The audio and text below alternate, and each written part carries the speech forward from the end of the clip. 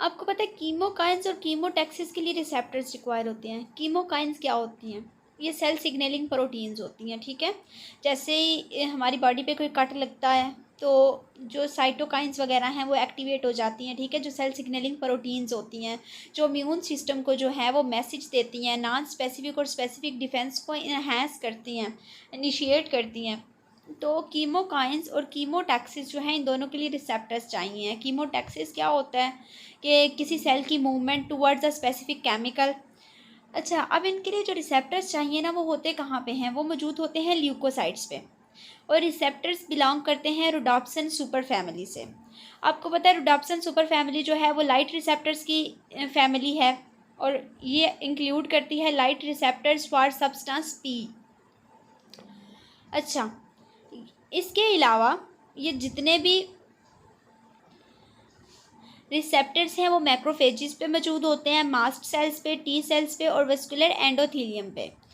Sales जो हैं वो अपने टारगेट की तरफ जैसे ही मूव करते हैं तो रिसेप्टर्स इंटरनलाइज्ड हो जाते हैं और री एक्सप्रेस होते हैं।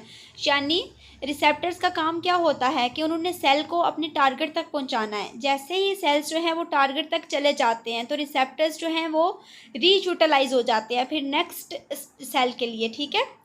फॉर एग्जांपल हम न्यूट्रोफिल की यहाँ पे एग्जांपल लेते हैं कि जो न्यूट्रोफिल्स जो है ना उनके रिसेप्टर्स जैसे ही न्यूट्रोफिल्स की फैगोसाइटोसिस होने लगती है तो जो उनके रिसेप्टर्स होते हैं ना वो पीछे चले जाते हैं, यानी रिसेप्टर्स जो हैं वो फैगोसाइटोसिस के प्रोसेस में नहीं आते।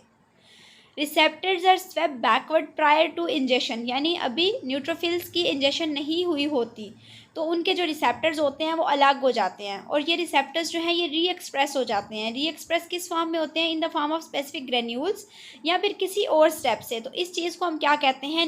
रिसेप्टर रीसाइक्लिंग, ठीक है।